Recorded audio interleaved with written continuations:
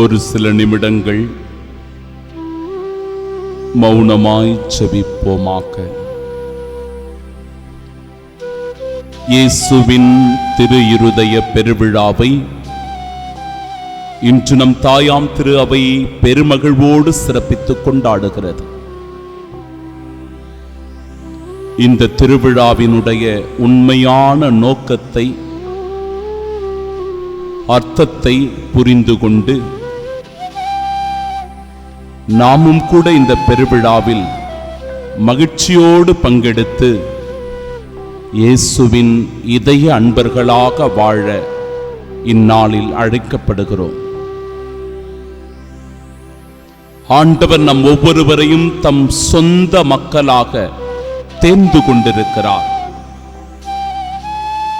அவர் நம்மீது முழுமையான அன்பு கொண்டிருப்பதாலும், நம்முடைய மூதாதையருக்கு அவர் வாக்களித்ததினாலும் அவர் நம்மை தேர்ந்து கொண்டிருக்கிறார். அவரே நம்முடைய உண்மையான கடவுள். அவர் மீது அன்பு கூறுவோருக்கும் அவருடைய கட்டளைகளை கடைபிடிப்போருக்கும் 1000 தலைமுறைக்கு இரக்கம் உண்டு என்கிறது இறை வார்த்தை. ஆம் அன்பிற்குரியவர்களே, இயேசுவின் இதயத்திலிருந்து இரக்கம் வருகிறது. அந்த இரக்கத்தினால் நாம் ஒவ்வொருவரும் வாழ்வு பெறுவோமாக.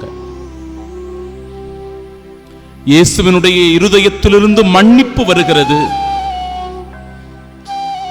பதிலுரை பாடலில் ஆண்டவர் உன் குற்றங்களை மன்னிக்கின்றார், உன் நோய்களை எல்லாம் அவர் குணமாக்குகின்றார், அன்பையும் இரக்கத்தையும் மணிமுடியாக சூட்டுகின்றார் என்கிறது இறைவார்த்தை.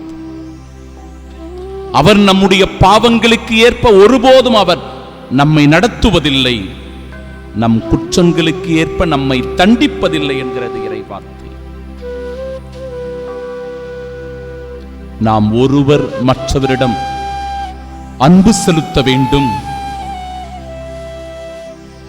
நாம் ஒவ்வொருவரும் கடவுளிடமிருந்து பிறந்தவர்கள் என்றால் அன்பை நாம் கொண்டிருக்க வேண்டும்.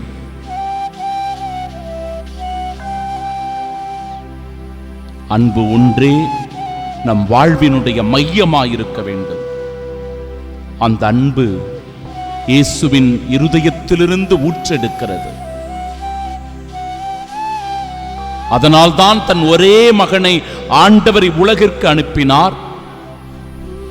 அவர் நம்மீது கொண்ட அன்பின் நிமித்தமாய் தன் மகனை அனுப்பினார். ஞானிகளுக்கும் அறிஞர்களுக்கும் இவற்றை மறைத்து குழந்தைகளுக்கு வெளிப்படுத்தினேன் என்கிறது இறைவார்த்தை. அன்பு சகோதரனே, சகோதரியே, இந்த பெருவிழாவில் உன் இதயம் சோர்ந்திருக்கிறதா?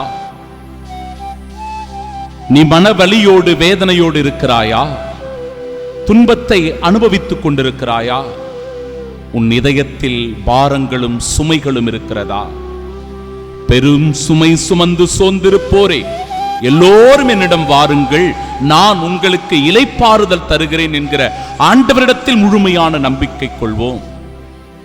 நான் கனிவும் மனத்தாழ்மையும் உடையவன் என்று சொல்லி ஆண்டவர் நம் மீது கனிவு கொள்வதை ஏற்றுக்கொண்டு இந்த மறைவுரையின் வழியாக ஆண்டவர் நமக்கு கொடுக்கின்ற இறை செய்தியை உள்வாங்கி அதனை வாழ்வாக்கி இந்த திரு இருதய பெருவிழாவை அர்த்தமுள்ள விதத்தில் கொண்டாட இறைவன் நம்மை ஆசிர்வதிப்பாராக. ஆமீன்.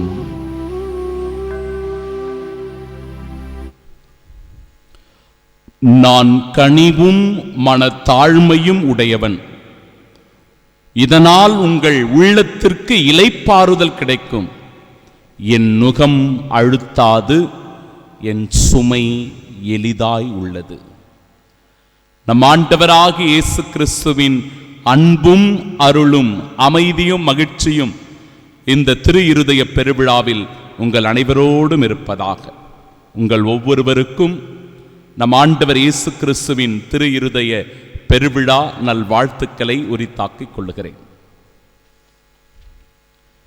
முதல் உலகப் போரின் போது பிரெஞ்சு படை வீரர்கள் ஆண்டவர் இயேசுவினுடைய திரு இருதய படத்தை தாங்கள் பயந்து ஒளிந்து கொண்டிருந்த அல்லது பதுங்கிக் கொண்டிருந்த அகழிக்குள் அதை எடுத்துச் சென்றார்களாம்.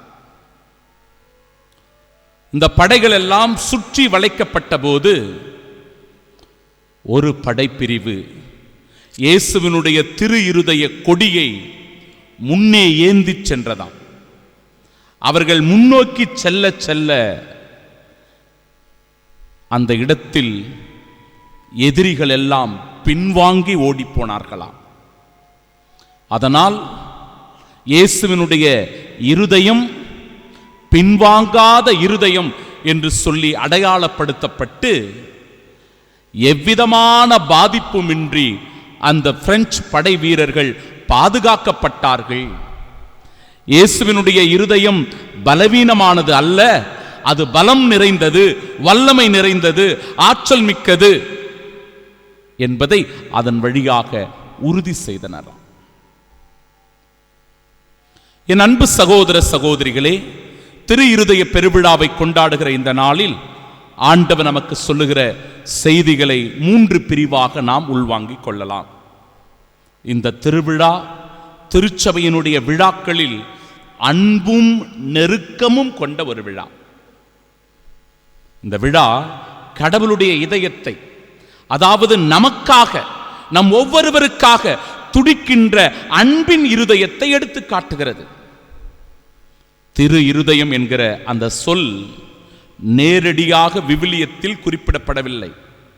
ஆனாலும் அதனுடைய முழுமையான பொருளானது விவிலியத்தில் பல்வேறு இடங்களில் பொதிந்து கிடக்கிறது.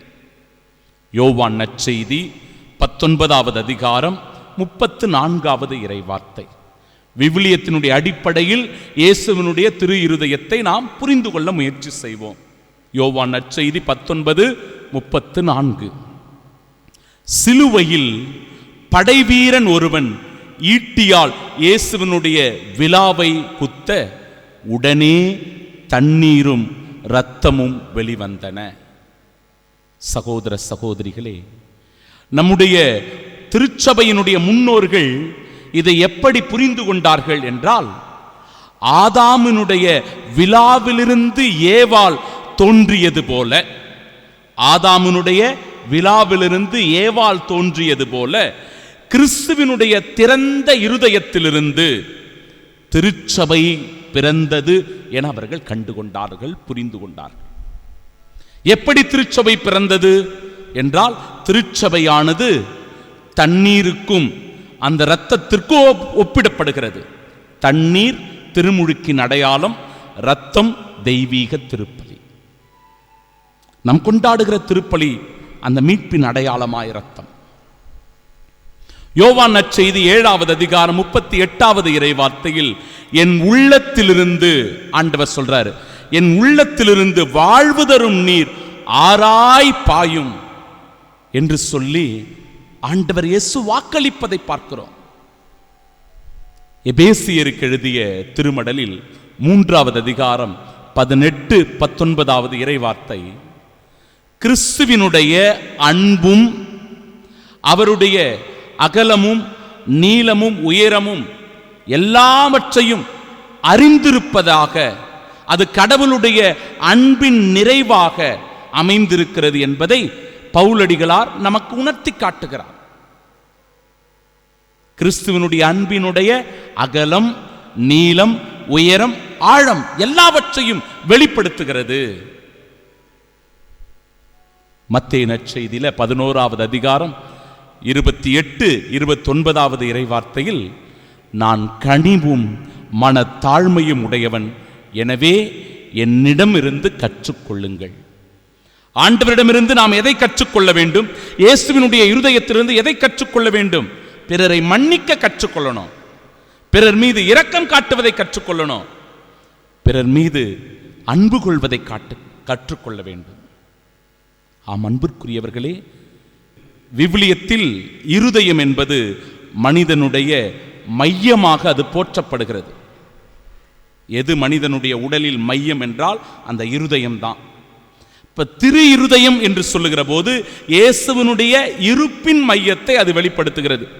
மனித உடலில் ஊற்றப்படுகிற தெய்வீக அன்பாக அது போற்றப்படுகிறது. இரண்டாவது சிந்தனை பாருங்க. திரு இருதய பக்தி முயற்சி எப்படி திருச்சபையில வந்தது? புனிதர்கள் வழியாகவே திருச்சபையில் இந்த பக்தி முயற்சியானது வளரத் தொடங்கியது. 1673 முதல் 1675 வரை பிரான்ஸ் நாட்டில் இருக்கின்ற பரேலே மோனி என்கிற இடத்தில் புனித மார்கரெட் மரியாவுக்கு ஆண்டவர் தோன்றுகிறார். ஆண்டவர் இயேசு தோன்றி அந்த காட்சியில் வெளிப்படுத்துவது இயேசுவினுடைய திறந்த இருதயம். அந்த இருதயத்திலிருந்து வெண்ணிற கதிர்களும் சிவப்பு நிற கதிர்களும் ஒளிர்கின்றன. அந்த வெண்ணிற கதிர்களும் சிவப்பு நிற கதிர்களும் எதை அடையாளப்படுத்துகிறது என்றால் திருமுழுக்கையும் மீட்பையும் வெளிப்படுத்துகிறது. அதனால்தான் இயேசுவே நான் உம்மீது நம்பிக்கை வைக்கிறேன், Jesus I trust in you. நாம் ஒவ்வொருவரும் இயேசுவினுடைய இருதயத்தின் மீது நம்பிக்கை கொண்டவர்களாக இருக்கிறோம். இயேசு தம் இருதயத்தை முள்முடி சூட்டி அன்பால் எரிகின்ற இதயமாக அதை காட்டுகிறார். முள்முடி சூட்டப்பட்டு அன்பால் சுவாலை விட்டு எரிகின்ற இருதயமாக அதை காண்பித்து, அன்பு சகோதர சகோதரிகளே, இதன் வழியாக நாம் நம்முடைய பாவங்களுக்கும் நன்றியின்மைக்கும் பரிகாரம் செய்ய வேண்டும் என்பதே இந்த முள்முடி சூடி எரிகின்ற சுவாலையோடு இருக்கிற இருதயத்தினுடைய அடையாளம். நம்முடைய பாவங்களுக்காகவும் நம்முடைய நன்றியின்மைக்காகவும் பரிகாரம் தேடணும். அதுதான் இந்த இயேசுவினுடைய இருதயத்தினுடைய நோக்கம். பிறகு மூன்றாவது செய்தி, இயேசுவினுடைய திரு இருதயம் நம்மை 3 விதங்களில் சவால் செய்கிறது. 3 சவால்களை விடுக்கிறது. முதல் சவால் நமது உள்மன வாழ்விற்கு, நம்முடைய உள்ளத்திற்கு ஒரு சவாலை கொடுக்குது. என்ன சவால்? இயேசுவினுடைய திறந்த இருதயத்தை போல நம் இதயத்தை இறைவன் முன்பாக திறப்பதற்கு நாம் தயாராக இருக்கிறோமா? இயேசுவினுடைய இருதயம் எப்படி இருக்கிறது? திறந்த இருதயமா இருக்குது இல்லையா? அதுபோல நாமும் கூட இயேசுவின் முன்பாக நம்முடைய இருதயத்தை திறப்பதற்கு தயாராக இருக்கிறோமா? ஏன் நாம திறக்கணும்? எதற்காக நம்முடைய இருதயத்தை ஆண்டவர் முன்பாக திறக்க வேண்டும் என்றால், நம்முடைய இருதயத்தில் கவலைகள் உண்டு, வேதனைகள் உண்டு, துன்பம் உண்டு, பாவங்கள் உண்டு, இறுகிய மனம் உண்டு, மனபாரம் உண்டு, பொறாமை உண்டு, மன்னிக்க மனமில்லாத நிலை உண்டு, மனபாரம் சுமைகள் உண்டு.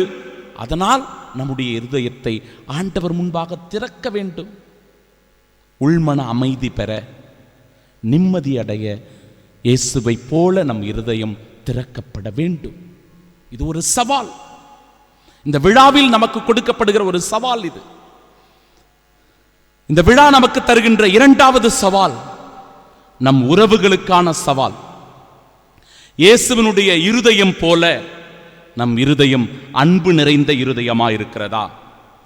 தீர்ப்பை விட இரக்கம் காட்டுவதில் அக்கறை காட்டுகிறோமா? பெருமை பேசுவதை விட தாட்சியோடு நடந்து கொள்வதில் அக்கறை காட்டுகிறோமா? கோபம் கொள்வதை விட பொறுமையோடு வாழ்வதில் அக்கறை காட்டுகிறோமா? பிறரை வெறுப்பதை விட மன்னிப்பதற்கு தயாராக இருக்கிறோமா? அன்பிற்குரியவர்களே, இது நமக்கு இந்த நாளில் கொடுக்கப்படுகிற இரண்டாவது சவால். மூன்றாவது சவால், இந்த உலகத்திற்கு, இந்த அகில உலகத்திற்கு திறக்கப்பட்ட இயேசுவினுடைய இருதயம் உடைந்த உலகத்திற்காக ரத்தம் சிந்துகிறது. என் அன்பு சகோதர சகோதரிகளே, இந்த உலகத்திற்காக இயேசுவினுடைய இருதயம் ரத்தம் சிந்துகிறது. ஏன்? இந்த உலகம் போரினால், இந்த உலகம் பதற்றத்தினால், தீவிரவாதத்தினால், கலவரத்தினால், வன்முறையினால், வெறி செயல்களினால் இந்த உலகம் இருப்பதனால் இயேசுவினுடைய இருதயத்திலிருந்து ரத்தம் வடிகின்றது. இந்த உலகம் அமைதி பெற வேண்டும், இந்த உலகம் அன்பில் நிலைத்திருக்க வேண்டும், இந்த உலகத்தில் சமாதானமும் ஒற்றுமையும் ஓங்க வேண்டும் என்பதை இயேசுவினுடைய திரு இருதய விழா நமக்கு இந்த நாளில் ஒரு நல்ல பாடத்தை கொடுத்து சவாலாக அது அமைந்திருக்கிறது. ஆம், அன்பிற்குரிய சகோதர சகோதரிகளே, நம் இயேசுவிடம் வாருங்கள். இயேசு நம்மை அழைக்கிறார். பெரும் சுமை சுமந்து சோர்ந்திருப்பவர்களே எல்லோரும் என்னிடம் வாருங்கள் என்று நம்மை அழைக்கின்றார். ஏன்? பெருமை கொண்ட நம் இதயத்தை, காயப்பட்ட நம் இதயத்தை, சிதறி கிடக்கிற நம் இதயத்தை, மன்னிக்க முடியாத நம் இருதயத்தை, மன வருத்தத்தோடு இருக்கிற இருதயத்தை, சிதறி போயிருக்கிற நம்முடைய இருதயத்தை அவரினுடைய அன்பு தீயால் நம்மை சுட்டு தன் கனிவான இருதயத்தை நமக்கு அருள்வதற்காக அவர் நம்மை அழைக்கிறார்.